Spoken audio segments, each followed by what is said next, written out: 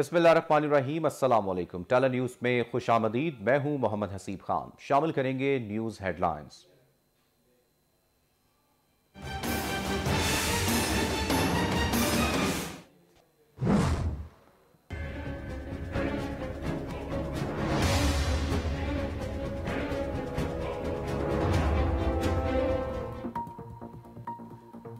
गलत खबरें फैलाना नाकाबिले जमानत जुर्म। फेक न्यूज पर 5 साल की सजा हो सकती है। सदर मुमलिकत ने पीका और इलेक्शन तरमीमी ऑर्डिनेंस पर दस्तखत कर दिए। विफाकी वजीर कानून फरोग नसीम कहते हैं, पीका और इलेक्शन एक्ट के ऑर्डिनेंस आ गए, किसी को इस्तिस्ना हासिल नहीं। वजीर आजम पर भी केस किया जा सकेगा। मुआशरे की बुनियाद झूठ पर रखी जाएगी तो क्या होगा? इलेक्शन एक्ट में तरमीम से कोई भी इलेक्शन मुहिम चला सकेगा।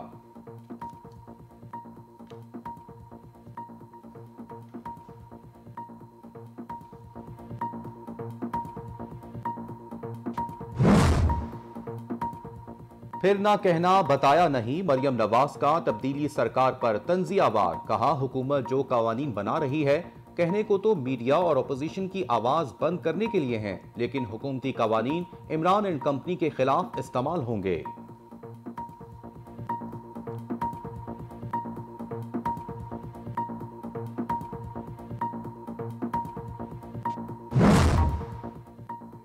गलत खबर को बुनियाद बनाकर किसी को भी जेल में डाल सकते हैं। वजीर इत्तलात सिंध सईद गनी की विफाक पर लफ्जी गोलाबारी। कहा, मुल्की तारीख में सबसे ज्यादा झूठ पीटीआई ने बोला है।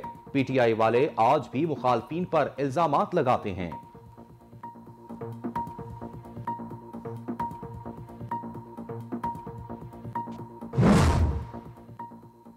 झूठी खबर फैलाने का पहला मुकदमा आप पर दर्ज होना चाहिए। रहनुमा पीपल्स पार्टी नासिर हुसैन शाह के तनकीदी बाउंसर्स। कहा, नाअहल हुकूमत किसी को बात करने नहीं देना चाहती।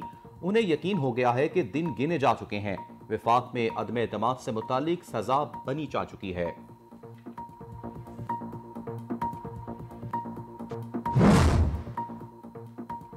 वज़रा को इलेक्शन मुहिम चलाने की इजाजत कैसे दी जा सकती है? अरकान पार्लियामेंट को रियासती वसाइल के गलत इस्तेमाल का भरपूर मौका मिलेगा। रहनुमा पीपल्स पार्टी सेनेटर शेर रहमान आग बगूला हो गई। कहा, तबाही सरकार ने सदारती ऑर्डिनेंस के लिए पार्लियामान को मुअत्तल किया। हुक्मरान अवाम को खौफ में किस हद तक चले गए?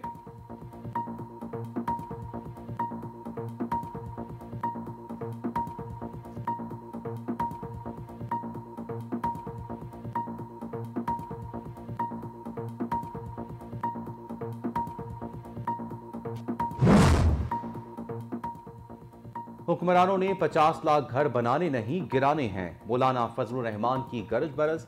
हंगूमे जलसे से खिताब करते हुए कहा कि क़याम पाकिस्तान से अब तक दी गई नौकरियों की तादाद 1 करोड़ नहीं। नाअहल हुक्मरानों ने बेवकूफ बनाने के सिवा कुछ नहीं किया।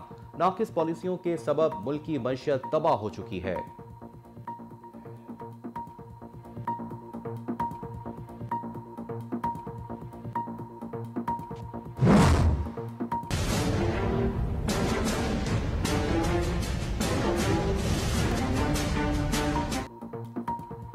हुकूमत के खिलाफ तहरीक अदम एतमाद के लिए अपोजिशन एक्टिव। मौलाना फजलुर रहमान और आसिफ जरदारी के दरमियान कल मुलाकात तय। पीडीएम सरबराह साबिक सदर के एजाज में अशाइया देंगे। हुकूमती इत्तेहादियों से भी बातचीत होगी।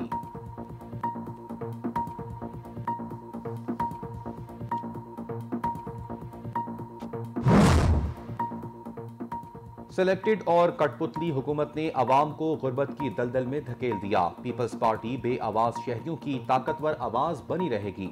बिलावल भुट्टो की ललकार। आलमी योम समाजी इंसाफ पर अपने बयान में कहा, समाजी इंसाफ को यकीनी बनाना ही मुल्क को पुरअमन, तरक्की पसंद और खुशहाल बनाने की चाबी है। पीपी के नजरिए और जिद्दोजहद का संगे बुनियाद भी समाजी इंसाफ है। खवातीन समेत मुआशरे के कमजोर तबकात को बाख्तियार बनाने के लिए सरगर्म अमल है। 27 फरवरी से शुरू होने वाला अवामी लॉन्ग मार्च बेलगाम महंगाई के खिलाफ है।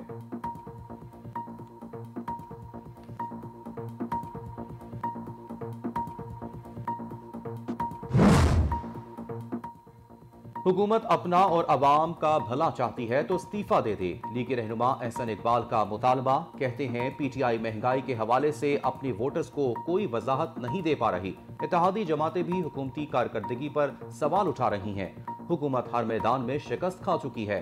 पीटीआई अरकान नाकिस हुकूमती कारकर्दगी पर आइंदा इंतखाबात में जाने से परेशान है। एहसन इकबाल का कहना था, हुकूमती अरकान भी अदम एतमाद की तहरीक के हक में वोट देंगे।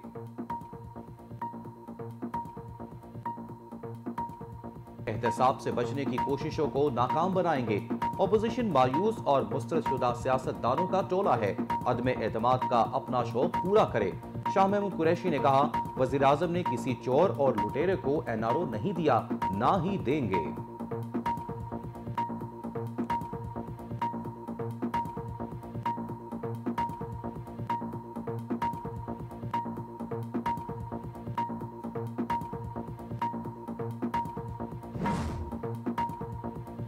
इंटरनेशनल क्रिकेट की बहाली पर ऑपोजिशन के पेट में मरोड़ उठ रहे हैं। वफाकी वजीर इत्तलात फवाद चौधरी का दावा, कहा पूरी कौम क्रिकेट की इस बहाली का जश्न मना रही है।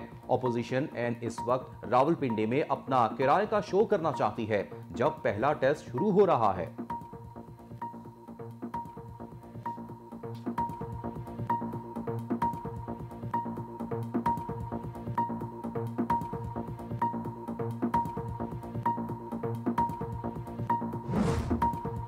उसमें से 4-5% ज़रूर ऐसे पॉइंट क्योंकि 98.5% सेटिस्फेक्शन रेट आ रहा था, उसमें से 4-5% ज़रूर ऐसे 0.5% ऐसे ज़रूर लोग होंगे जिनको ना समझी की वजह से मसला बना। सेहत कार्ड पर तनकीद अफसोसनाक। नए प्रोग्राम के आगाज में कुछ न कुछ मसाइल आते हैं। वजीर सेहत पंजाब डॉक्टर यास्मीन राशिद की प्रेस कॉन्फ्रेंस, कहा 1 लाख से ज्यादा अफराद सेहत कार्ड से मुस्तफीद हुए हैं।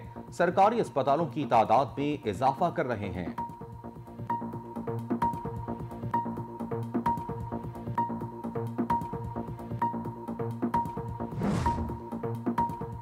हेल्थ कार्ड मंसूबे को कोई भी हुकूमत खत्म नहीं कर पाएगी। ये भी रेस्क्यू 1122 की तरह अवामी फलाह का मंसूबा है। वज़ीर मुमलिकत बराए इत्तलात फारूक हबीब का ऐलान। झंग प्रेस क्लब में गुफ्तगू करते हुए कहा कि लोगों को घर बनाने के लिए 40 अरब रुपए से जायद तकसीम कर चुके हैं। किसी हुकूमत को ख्याल ना आया अवाम को घरों के लिए सस्ते कर्जे दिए जाएं। 130 अरब रुपए घरों के लिए मंजूर हो चुके हैं। फारूक हबीब ने कहा, हुकूमत आजादी सहाफत पर यकीन रखती है, चाहते हैं डिजिटल मीडिया को प्रमोट किया जाए।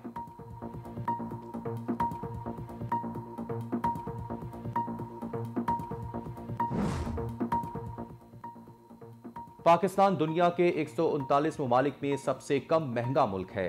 वजीर खजाना सेनेटर शौकत तरीन का बड़ा बयान। वजीर खजाना शौकत तरीन ने रेटिंग एजेंसी निम्बो की फहरिस्त का एक स्क्रीनशॉट सोशल मीडिया पर शेयर कर दिया। कहते हैं हुकूमत महंगाई में कमी के इक़दाम कर रही है।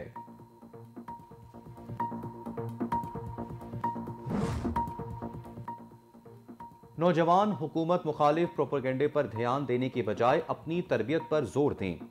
सदर मुमलिकत डॉक्टर आरिफ अलवी की तालिब इल्मों को तलकीन। कहा, हुकूमत ने गैर मुल्की सरमायाकारों के लिए रास्ते खोले। चीन पाकिस्तानी IT इंडस्ट्री में सरमायाकारी करना चाहता है। IT कोर्स में आर्टिफिशियल इंटेलिजेंस के मुख्तलिफ प्रोग्राम कराए जाएंगे। नेशनल स्टेडियम कराची में IT कोर्स के लिए एंट्री टेस्ट की तकरीब से खिताब करते हुए कहा, पाकिस्तान का नौजवान इल्म के हसूल के लिए कोशा है और ये बदलता हुआ पाकिस्तान है।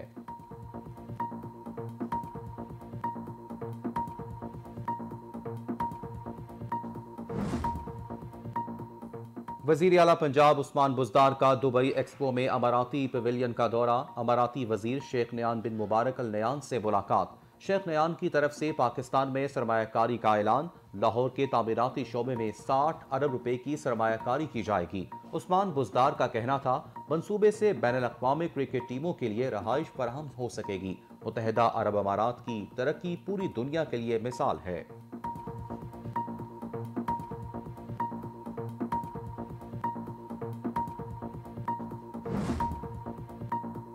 बिजली की पैदावार और इस्तेमाल में सालाना 9% इजाफा हो रहा है। वजीर तवानाई हमाद अजहर का ट्वीट। कहा, मुल्क में मौशी तरक्की की सतह बुलंदियों को छू रही है। मौशी तरक्की में रवा साल 5% से ज्यादा इजाफा हुआ। हमाद अजहर ने कहा, हर साल लाखों नौकरियों के मौके पैदा और आमदन में भी इजाफा हो रहा है।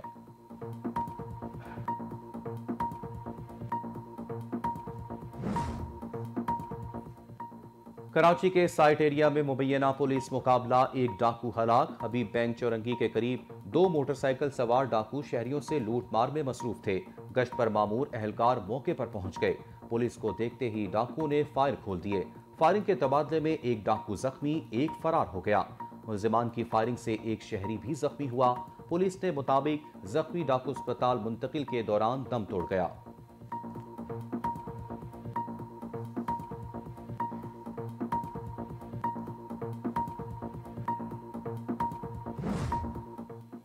सऊदी वजारत हज और उमरा ने रवां साल हज पॉलिसी का ऐलान कर दिया। सिर्फ मखसूस वीजा और मुस्तकिल इकामा होल्डर ही हज की सादत हासिल कर सकेंगे।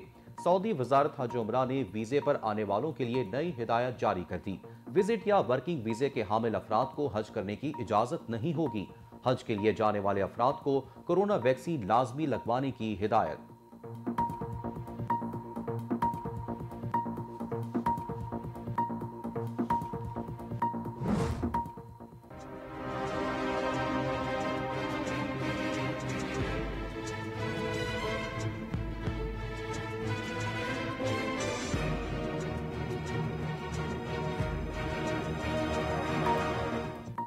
कोरोना की 5वीं लहर का कहर जारी, मजीद 33 अफराद जाँ बहक। गुज़िश्ता 24 घंटों के दौरान 1644 नए मरीजों का इजाफा।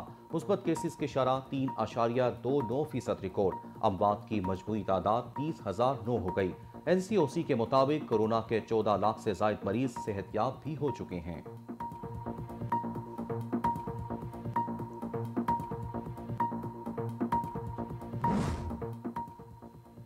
रूस यूरोप में 1945 के बाद की सबसे बड़ी जंग की मंसूबाबंदी कर रहा है। बरतानवी वज़ीर-ए-आज़म बोरिस जॉनसन का दावा, इंटेलिजेंस रिपोर्ट से पता चला रूस एक हमला करने का इरादा रखता है। रूस यूक्रेन के दारुल हुकूमत कैफ को घेरे में ले लेगा। बरतानवी वज़ीर-ए-आज़म का गैर मुल्की जरीदे को इंटरव्यू, कहा लोगों को इंसानी जिंदगी की कीमत और अहमियत को समझने की जरूरत है।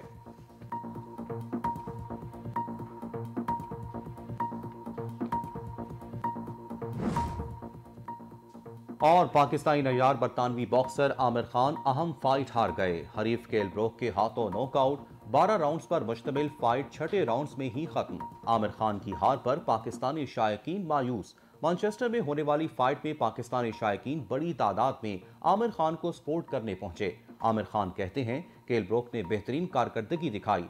मैच से पहले ट्रेनिंग के लिए बहुत मेहनत की, लेकिन शायद कुछ कमी रह गई थी।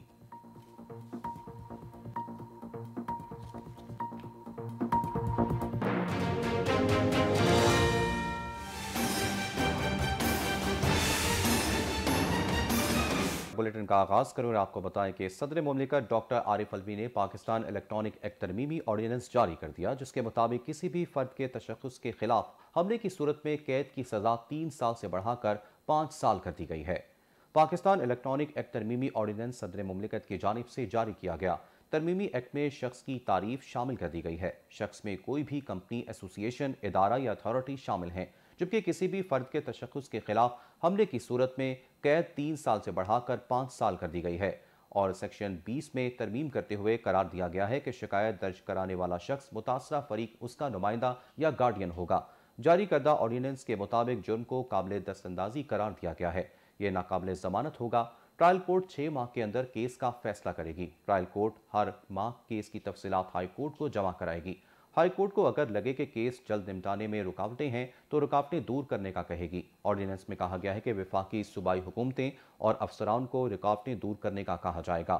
हर हाई कोर्ट का चीफ जस्टिस एक जज और अफसरान को इन केसेस के लिए नामजद करेगा। सदर मुमलिकत ने इलेक्शन एक्ट में तरमीम का भी ऑर्डिनेंस जारी कर दिया, जिसके मुताबिक तमाम असम्बलियों, सेनेट और मकामी हुकूमतों के मेंबरान इलेक्शन मुहिम के दौरान तकरीर कर सकेंगे। कोई भी पब्लिक ऑफिस होल्डर और मुंतखब नुमाइंदे हल्के का दौरा कर सकेंगे। कबल अज़ीम वफाकी वजीर कानून फ़रूग नसीम ने कहा कि पीका और इलेक्शन का ऑर्डिनेंस जारी हो गया।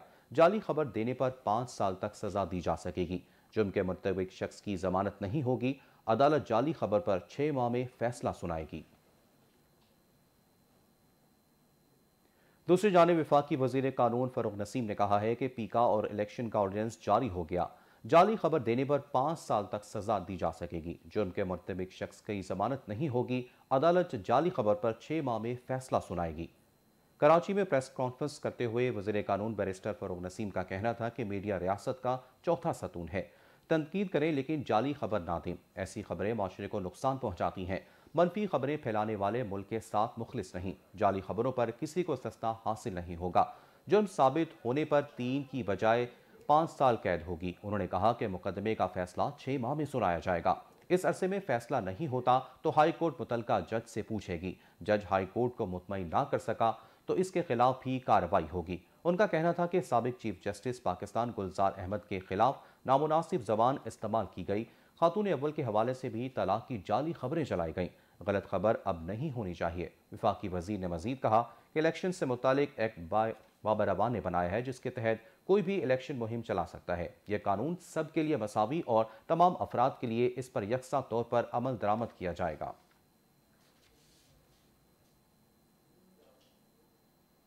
आगे बढ़ते हुए आपको बताएं कि पाकिस्तान मुस्लिम लीग नून की नायब सदर मरियम नवाज ने पाकिस्तान इलेक्ट्रॉनिक एक्ट तरमीमी ऑर्डिनेंस पर रद्दमल देते हुए कहा है कि यह कवानीन इमरान एंड कंपनी के खिलाफ इस्तेमाल होने वाले हैं।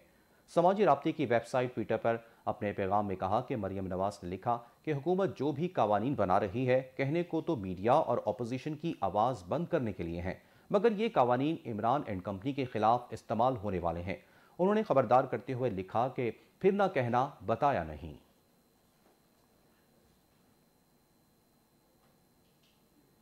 दूसरी जानिब पाकिस्तान पीपल्स पार्टी के रहनुमा नासिर हुसैन शाह ने कहा है कि झूठी खबर फैलाने का पहला मुकदमा आप पर दर्ज होना चाहिए। नाअहल हुकूमत किसी को बात करने नहीं देना चाहती।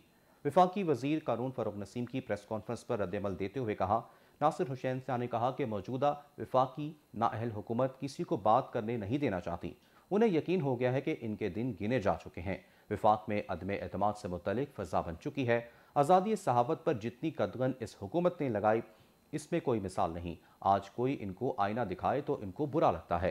रहनुमा पीपल्स पार्टी ने मजीद कहा कि जब ऑयल सस्ता था तो ना खुद स्टोर किया ना कंपनीज को करने दिया। LNG सस्ती मिल रही थी तो मुआहदा नहीं किया। M9 से 7 तक जाने वाली सड़क के लिए 7 अरब सिंध हुकूमत ने दिए हुए हैं, वो आज तक मुकम्मल नहीं हो सके। उन्होंने कहा कि पहले IMF इनको चुड़े लगती थी, अब फंस गए हैं तो IMF इनको मिसवर्ड लगता है। वज़ीर इत्तलात व नशरियात सिंध सईद गनी ने कहा है कि पीका कानून के तहत ज़बानबंदी की कोशिश की गई है। रहनुमा पीपल्स पार्टी सईद गनी का वफाक पर तनकीद करते हुए कहना था कि गलत खबर को बुनियाद बनाकर किसी को भी जेल में डाल सकते हैं। PTI वाले आज भी मुखालफिन पर इल्ज़ामात लगाते हैं। सईद गनी ने कहा कि माजी में ऐसे इकदाम की मिसाल नहीं मिलती। मुल्क की तारीख में सबसे ज़्यादा झूठ PTI ने बोला है। वज़ीर इत्तलात व नशरियात सिंध ने मजीद कहा कि PTI हुकूमत में पेट्रोल 160 रुपये फी लीटर हो चुका है। जब तक नाअहल हुकूमत है पेट्रोल और बिजली की कीमतों में इजाफा होगा। अवाम लॉन्ग मार्च में शामिल होकर हुकूमत से छुटकारा हासिल करें। आगे बढ़ते हुए आपको बताएं कि वज़ीर आज़म इमरान खान के खिलाफ अपोजिशन की तहरीक अदम-ए-एतमाद के मामले पर साबिक सदर आसिफ जरदारी PDM के सरबरा मौलाना फजल रहमान से कल अहम मुलाकात करेंगे। ज़राए के मुताबिक मौलाना फजल रहमान साबिक सदर आसिफ अली जरदारी के एजाज़ में अशायाबी देंगे। मुलाकात में तहरीक अदम-ए-एतमाद से मुतालिक तफसीली मशावरत होगी और हुकूमती इत्तेहादियों से राब्तों से मुतालिक तबादला ख्याल भी किया जाएगा। मुलाकात में मुल्क की मजमूई सियासी सूरत हाल पर भी गुफ्तगू होगी।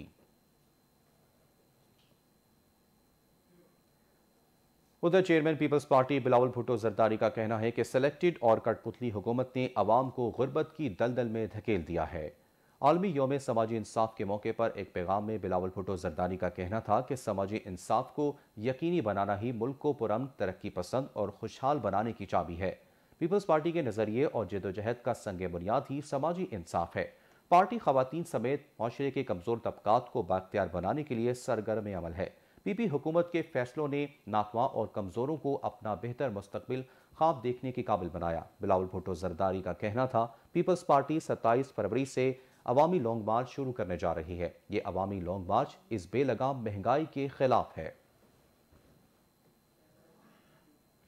मुस्लिम लीग नवाज के सेक्रेटरी जनरल एहसन इकबाल ने हुकूमत से मुस्ताफी होने का मुतालबा करते हुए कहा है कि वज़ीर आज़म अपना और अवाम का भला चाहते हैं तो इस्तीफा दे दें।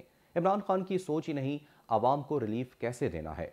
लाहौर में मीडिया से गुफ्तगू करते हुए एहसन इकबाल का कहना था कि तहरीक इंसाफ के अरकान भी अदम एतमाद की तहरीक के हक में वोट देंगे। PTI के बहुत से MNA अपोजिशन से राबते में हैं उन्होंने कहा कि आए रोज बिजली, गैस और पेट्रोल की कीमतों में इजाफा कर दिया जाता है। पीटीआई अरकान नाकिस हुकूमती कारकर्दगी पर आइंदा इंतखाबात में जाने के लिए परेशान हैं। तमाम अरकान पार्लियामेंट से अवाम यही पूछते हैं कि हुकूमत कब जाएगी। उन्होंने कहा कि हुकूमत की इत्तेहादी जमातों के कारकुन भी हुकूमती कारकर्दगी पर सवाल उठा रहे हैं। हुकूमत हर मैदान में शिकस्त खा चुकी है। बात करेंगे वज़ीर इत्तलात फवाद चौधरी की। फवाद चौधरी का कहना है कि फौज और वज़ीर आज़म के करीबी ताल्लुकात हैं। आर्मी चीफ से आम सिपाही तक सब वज़ीर आज़म के साथ हैं। अपोजिशन तहरीक अदम एतमाद लाने की अपोजिशन नहीं। इस्लामाबाद में मीडिया से गुफ्तगू करते हुए फवाद चौधरी ने कहा कि इमरान खान के दौरे मॉस्को के दौरान रूसी सदर पुतिन को फिक्र नहीं होगी कि इमरान जो बात कर रहे हैं उन्हें इस मामले पर फौज की हमायत नहीं। पहली दफ़ा पाकिस्तान की तारीख में ऐसा हुआ कि ऐसा वज़ीर आज़म आया है और इदारों को साथ लेकर चल रहा है। उनका कहना था कि आर्मी चीफ से लेकर आम फौजी तक इमरान खान के साथ है। इसी तरह पाकिस्तान के शहरी इमरान खान के साथ हैं। तहरीक अदम एतमाद से मुतालिक उनका कहना था कि तहरीक अदम एतमाद लाई ही नहीं जाएगी और अगर तहरीक आई तो नाकाम होगी। हुकूमत को कोई खतरा नहीं। उनका कहना था कि अगले 10-15 दिनों में अपोजिशन बिल्कुल बैठ जाएगी। हिज़्ब इख्तिलाफ अपनी बेवकूफ़ाना पॉलिसियों की वजह से जहां एकदम चीज़ें ऊपर ले जाते हैं वह अचानक ऊपर से नीचे गिरते हैं। वज़ीर ख़ारजा शाह महमूद कुरैशी ने कहा है कि अपोजिशन मायूस और मुसरतशुदा सियासतदानों का टोला है जो इंतशार की सियासत कर रही है। अपने बयान में उन्होंने कहा कि 2018 से लेकर अब तक हुकूमत गिराने की बारहा कोशिश की गई। अपोजिशन अभी भी अदम एतमाद का अपना शौक पूरा करे। उनके पास अगर वोट मुकम्मल होते तो वो हुकूमत में होते। शाह महमूद कुरैशी ने कहा कि अपोजिशन के पास वोट पूरे नहीं है, वो दाएं बाएं देख रहे हैं। दाएं बाएं देखने वालों को नाकामी होगी। 2018 के इंतखाबात में अवाम ने अपोजिशन को मुस्तरद किया। 2023 को अपोजिशन भी मायूस होगी। अगली बारी फिर तहरीक इंसाफ की है। उनका कहना था कि अवाम की उम्मीदों का मरकज़ वज़ीर आज़म इमरान खान है। इमरान खान मुल्क को तमाम बहरानों से निकालने की सलाहियत रखते हैं। वज़ीर ख़ारजा ने कहा कि वज़ीर आज़म ने किसी चोर और लुटेरे को NRO नहीं दिया और ना ही देंगे। वज़ीर आज़म मुल्क को मौशी तौर पर मुस्तहकम बनाना चाहते हैं। महंगाई हुकूमत के लिए एक बहुत बड़ा चैलेंज है। ये सिर्फ पाकिस्तान का नहीं बल्कि आलमी मसला है। वज़ीर ख़ारजा शाह महमूद कुरैशी ने कहा है कि अपोजिशन मायूस और मुसरतशुदा सियासतदानों का टोला है जो इंतशार की सियासत कर रही है। इसी पर बात करने के लिए हमारे साथ लाइन पर मौजूद हैं सीनियर तजियाकार फ़याज़ अहमद वड़ाई साहब। फ़याज़ साहब, बहुत शुक्रिया आपके वक्त के लिए। सर, किस तरह से देखते हैं वज़ीर ख़ारजा साहब के इस बयान को और हुकूमत और अपोजिशन के दरमियान जो ये सर जंग है ये कब खत्म होगी? असीब, आप जानते हैं कि जो आजकल हुकूमत और अपोजिशन के लोग हैं वो बयानबाजी ज़्यादा कर रहे हैं, हर तरफ से, बल्कि दोनों तरफ से बयानबाजी हो रही है। अगर हुकूमत की तरफ से देखें तो जैसे अभी आपने शाह महमूद कुरैशी का जिक्र किया, जैसे फवाद चौधरी हैं, शहबाज गिल हैं, इवन प्राइम मिनिस्टर को अगर देखें तो वो भी जिस जलसे में जाती हैं या जहाँ भी जाते हैं किसी फंक्शन में या किसी तकरीब में जाते हैं तो वो उनकी जो तकरीर है वो ज़्यादातर उनका जो फोकस होता है वो अपोजिशन होता है। और जिस तरह वो अपोजिशन को ताने देते हैं, जिस तरह वो अपोजिशन को धमकियाँ देते हैं, डराते हैं, जो भी उनका एक स्टाइल है, जिस तरह उनका अपोजिशन स्टाइल था, तकरीबन अब भी उसी तरह का स्टाइल है। इसी तरह अगर आप देखें जो अपोजिशन है तो उनके भी जो लीडर हैं वो भी कह रहे हैं कि हुकूमत जा रही है, हुकूमत ख़त्म हो रही है, हमारी तैयारी मुकम्मल है, अदम एतमाद आ रहा है। दोनों तरफ से अगर देखें मजमूई तौर पर तो जैसे आज शाह महमूद कुरैशी ने भी कहा है, एक दूसरे के खिलाफ सिर्फ बयानबाजी हो रही है। और अगर देखें हम इस वक्त जो एक्चुअल सियासी पोजीशन है असीब, तो इस वक्त दोनों के पास आवाम के लिए कुछ नहीं है। अगर हम देखें इसको अपोजिशन को तो उनको अगर माजी देखें तो उसमें भी कोई इतनी शानदार बातें नहीं है। उनका अगर हाल देखें तो उसमें भी कोई उनके लिए खास और मुस्तकबिल में भी वो कुछ आवाम को बेहतर चीज़ें नहीं बता रहे। जहाँ तक हुकूमत का ताल्लुक है उसमें मैं समझता हूँ कि हुकूमत के लिए अब बहुत सारा मुश्किलात का ज़माना है, मुश्किलात का दौर है और उनको सिर्फ बयानबाजी से काम नहीं चलेगा, क्योंकि 3-3.5 साल वो ज़ाया कर चुके हैं। इस दौरान आवाम बल्कि कोई एक बंदा भी उनकी परफॉर्मेंस से मुतमिन नहीं है। तो उनके पास जो 1.5 साल रह गया, मैं समझता हूँ कि उन्हें अब अपनी परफॉर्मेंस शो करनी है। और अपोजिशन बेशक बयानबाजी करते हैं लेकिन हुकूमत बयानबाजी से अब आवाम को मज़ीद बेवकूफ़ नहीं बना सकती। उसे बड़ी अब कोशिश से, बड़ी सोच से, बड़े प्लानिंग से कुछ जो 1.5 साल रह गया है ऐसे काम करने होंगे महंगाई के हवाले से, इंटरनेशनल जो पाकिस्तान की सूरत हाल है उस हवाले से, सेहत के हवाले से, तालीम के हवाले से, जो बहुत सारे शोबे हैं जो आवाम जिनमें मुश्किलात का शिकार हैं, उसका कोई ना कोई हल निकालना पड़ेगा प्रैक्टिकल। तब कहीं जाकर किसी हद तक उस पार्टी गवर्नमेंट की जाए उसकी गुंजाइश निकलेगी। अब ज़बानी नारे जो है, मैं समझता हूँ कि हुकूमत को अपोजिशन की तरह रवैया नहीं रखना चाहिए। अब उन्हें कुछ करके दिखाना है, कुछ उन्होंने आवाम को शो करना है कि उनके पास, वो कहते हैं ना कि टाइम कम रह गया और मुकाबला बहुत सख्त है, इलेक्शन करीब हैं। और पहले भी आप जानते हैं कि केपी के जो इलेक्शन हुए उसमें हुकूमत को कितनी बुरी तरह शिकस्त हुई है। पंजाब में जो मई में बलदियाती इलेक्शन का मैदान सजने वाला है, उसमें भी आप देखेंगे कि हुकूमत के लिए कितनी मुश्किलात खड़ी हो सकती हैं। तो मैं समझता हूँ कि जो 2023 का जो इलेक्शन है उसमें जाने से पहले हुकूमत को बहुत कुछ सोचना पड़ेगा। और ये बयानबाजी की सियासत जो है ये कोई कामयाबी वाली बात नहीं है। जी बिल्कुल फयाज साहब, आपने सही कहा। सर ये भी बताइएगा कि 2023 के इलेक्शन की हुकूमत को भी पड़ी है और अपोजिशन को भी, फिर आगे जो है वो मार्च के अप्रैल में जो है वो बल्दियाती इंतखाबात भी आ रहे हैं, लेकिन अवाम की तरफ कोई नहीं देख रहा। पेट्रोलियम की जो कीमतें वो भी बढ़ चुकी हैं, फिर महंगाई इतनी जोरों पर है कि अवाम जो है दुहाइयां दे रही है। तो सर अवाम का कौन सोचेगा फिर? हसीब सही कह रहे हैं कि अवाम तो दोनों की सियासत से बेजार हैं। अवाम तो दोनों की सियासत को रद्द कर रहे हैं। उनका सही आपने कहा, उनका मसला ये नहीं है कि हुकूमत किसकी और किसकी आनी है।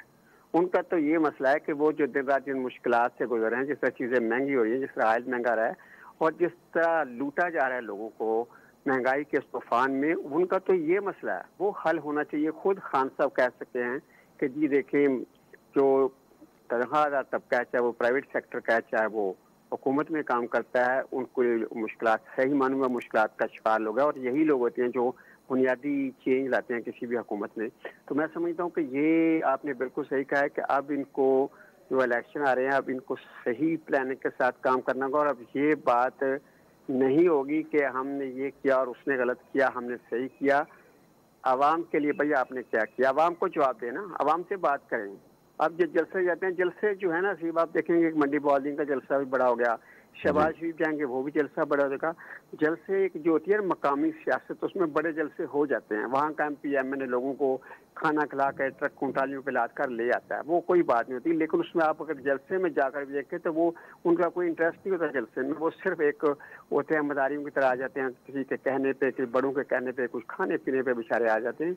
लेकिन जो एक्चुअल पोजीशन है, जिसकी बात आपने निशानदेही किया कि जो इलेक्शन होने वाला है, जो इंतखाब होने वाला है, उसके लिए अब इनको सोचना पड़ेगा कि हमें कुछ इन अवाम के लिए मुश्किलात जो हैं इनको हल देना है, इन अवाम के जो मसाइल हैं इनका हल पेश करना है। और अगर वो अवाम के हल का हल नहीं करे, अवाम का कुछ सोचेंगे नहीं, तो मैं समझता हूँ कि ख़ास तौर पर जो PTI है उसके लिए बहुत मुश्किलात पैदा हो जाएंगी। और मैं समझता हूँ कि ये प्राइम मिनिस्टर और उनकी टीम को, क्योंकि उनके पास वक्त ज़्यादा नहीं है, they have to consider all things, और उन्हें इस तरफ आना पड़ेगा। और जो आवाम के हकीकी मुश्किलात और मसाइल हैं जिनकी तरफ आपने अभी जिक्र किया है, उसकी तरफ जाना होगा। जी बहुत शुक्रिया। सीनियर तजियाकार फयाज अहमद बड़ाई साहब टेली न्यूज़ से गुफ्तगू कर रहे थे और उन्होंने भी यही कहा कि हुकूमत को चाहिए कि आवाम को किसी तरह रिलीफ दिया जाए। आगे बढ़े और आपको बताएं कि वज़ीर मुमलिकत बराए इत्तलात फारूक हबीब ने कहा है कि हेल्थ कार्ड मंसूबे को कभी भी कोई हुकूमत ख़त्म नहीं कर पाएगी, क्योंकि ये भी रेस्क्यू 1122 की तरह अवामी फलाह का मंसूबा है। जंग प्रेस क्लब में गुफ्तगू करते हुए फारूक हबीब ने कहा कि लोगों को घर बनाने के लिए 40 अरब रुपए से ज़ायद तकसीम कर चुके हैं। हमारी हुकूमत से कबल किसी को ख्याल ना आया कि आवाम को घरों के लिए सस्ते कर्जे दिए जाएं। लोग किराया देने की बजाय अपने ही घर की किस्तें दे रहे हैं और फिर मालिक भी बन जाएंगे। 130 अरब रुपए घरों के लिए मंजूर हो चुके हैं। माजी के हुक्मरानों को गरीब के लिए छत का ख्याल नहीं आया। हम मंसूबों में बराह रास्त आवाम को फ़ायदा देंगे। बनाने के लिए लोगों को तकसीम भी किया जा चुका है और ये रेशो बड़ी तेज़ी से अब इजाफा होता जा रहा है। और मैं आपसे ये दरख्वास्त करूंगा उसमें आप अप्लाई करें। आज मैं ये बात खुशी से बता सकता हूँ, हमारे ऊपर तनकीद करने वाले तनकीद करें, लेकिन करें तनकीद आर्गूमेंट के साथ करें, दलील के साथ करें। हम दलील से उसका जो है वो जवाब देंगे। पाकिस्तान में 70 साल से जिस चीज़ का कल्चर नहीं बन सका, मुझे आप ये बताएं कि पूरी दुनिया में आपका कोई ना कोई रिश्तेदार किसी मुल्क के अंदर मौजूद होगा। आप किसी को भी चेक करें, वहाँ किसी ने कोई घर बनाना है तो उसको इकट्ठी यकमुश्त पेमेंट देने की ज़रूरत ही नहीं है। लोग साथ साथ पैसा कमाते हैं, इंस्टॉलमेंट्स में कर्ज पे करते रहते हैं, 20 साल 30 साल की किस्तों में उनकी प्रॉपर्टी, उनका घर, उनकी छत जो है वो बन जाती है। पाकिस्तान में तो किसी हुक्मरान को ये ख्याल नहीं आया कि वो गरीब आदमी को छत बना के दे। रोटी कपड़ा मकान के नारे तो लगाते रहे, लेकिन किसी ने वो कल्चर नहीं बनाया। हमने वो पूरा कल्चर तब्दील किया, बैंक्स को पाबंद बनाया, और इंशाल्लाह अब जो हम अगला कदम इसके ऊपर लेके जाना चाह रहे हैं, हम इसको मज़ीद फास्ट ट्रैक करने जा रहे हैं, जिसमें आप सब लोग भी शामिल होंगे। हम अखूबत जैसी माइक्रो फाइनेंस के जो छोटे छोटे इदारे हैं, उनके ज़रिए हम इंशाल्लाह KPK में प्रोग्राम शुरू कर चुके हैं।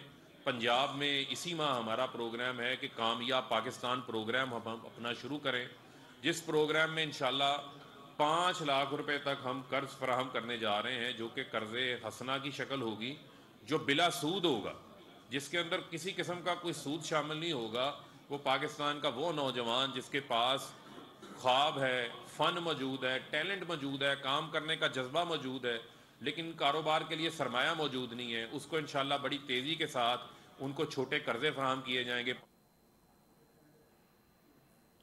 सदर मुमलिकत डॉक्टर आरिफ अलवी ने कहा है कि नौजवान हुकूमत से मुतालिक अपोजिशन के प्रोपेगंडे पर ध्यान ना दें, हसूल तालीम की तरफ तवज्जो दें। उनका कहना था कि पाकिस्तान का नौजवान इल्म के हसूल के लिए कोशा है और ये बदलता हुआ पाकिस्तान है। कराची के नेशनल स्टेडियम में IT कोर्स के लिए एंट्री टेस्ट की तकरीब से खिताब करते हुए आरिफ अलवी का कहना था कि IT कोर्स में आर्टिफिशियल इंटेलिजेंस के मुख्तलिफ प्रोग्राम कराए जाएंगे।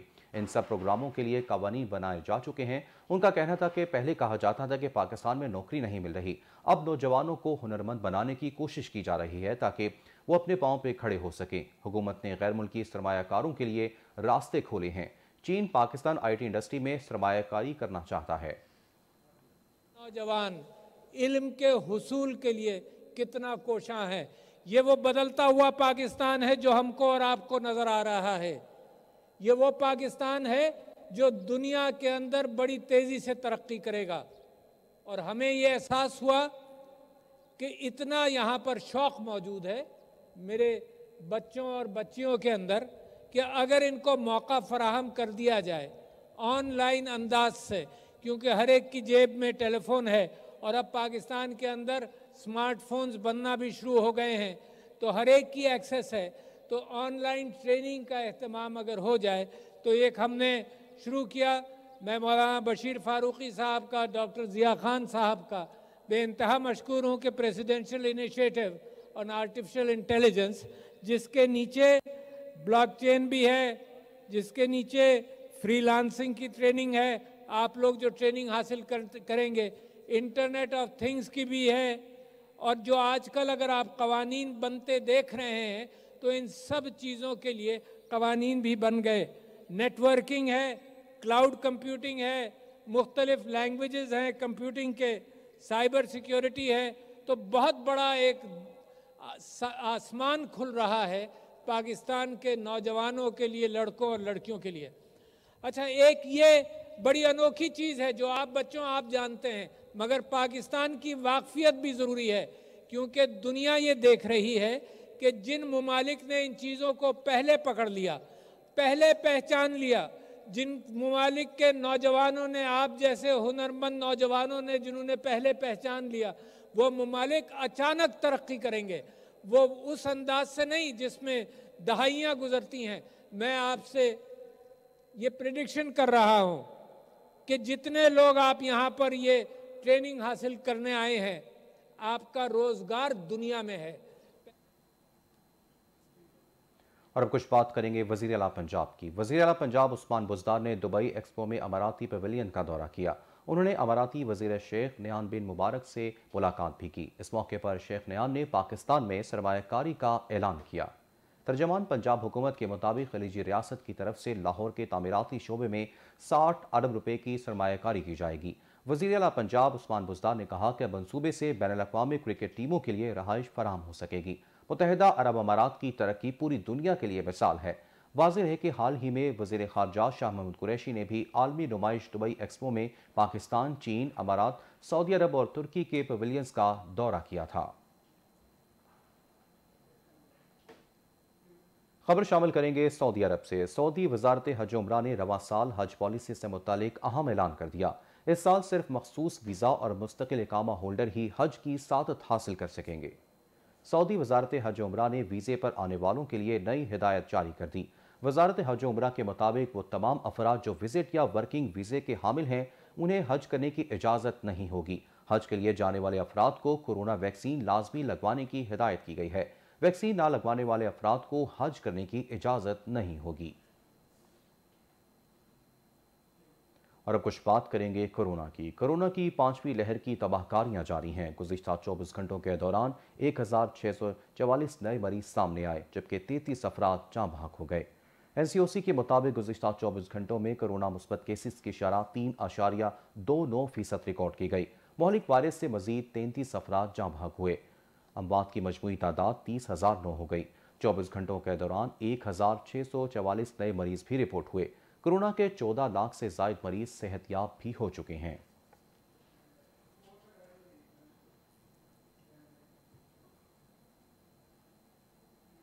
और अब कुछ बात करेंगे टैलेंट स्पोर्ट्स की।